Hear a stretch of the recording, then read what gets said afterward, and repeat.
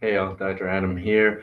Want to hop on and start a three-part video series on breathing, breath work, knowing more about it, how it affects your neurology, how it affects your physiology, and ultimately how you can become better at breathing and how that impacts your overall health.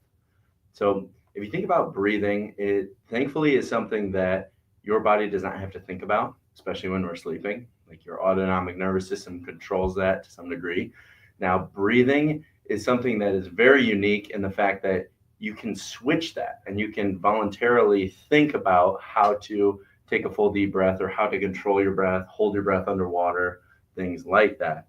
So, one thing that's interesting about like how your breath influences really your health or your physiology at the time is that your breathing controls the excitability of your brain, right? Just think if you're in that fight or flight mode and you start breathing fast, then that can, it does deliver more oxygen to the brain, it excites it, versus if you're trying to calm down, you're trying to rest, maybe go right before going to bed, and you want to actually slow down your breathing, which is less oxygen to your brain, but ultimately, allowing your body to calm down so that you can really rest, relax, recharge.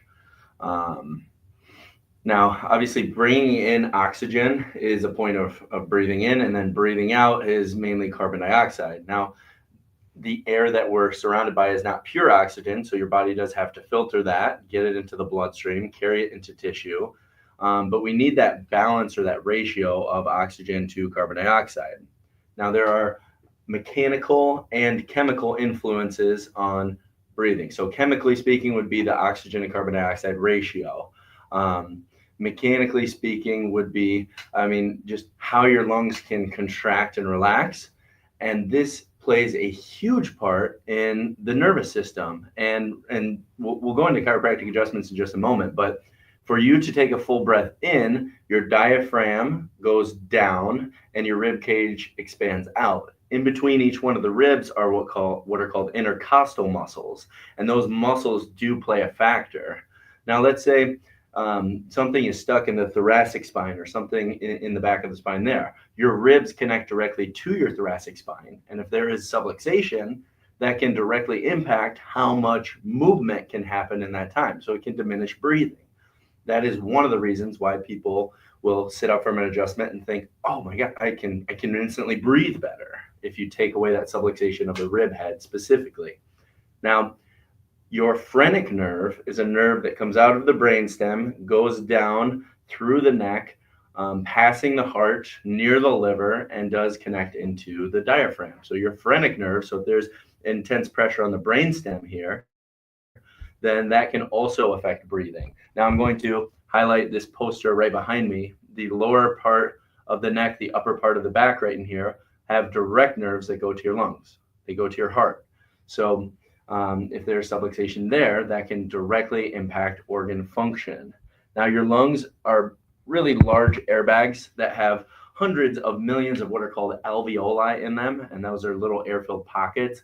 That increases the surface area and allows for that oxygen to carbon dioxide exchange or getting oxygen into the blood.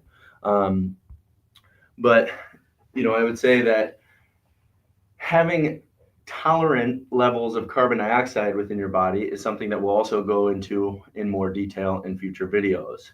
Um, it is researched that even just 5 minutes of breath work a day can directly impact things like stress, hormones, blood pressure. So, something to, I guess, think about if that's something that you struggle with, if you have difficulty breathing or sleep apnea, or know that you snore at night, or know that you just want to be a higher level athlete. Look for more videos in the future where we kind of dive into some specific actionable steps, different types of breathing. We'll go into box breathing, we'll go into various types of breath work, and always doing everything we can to help keep you happy, healthy,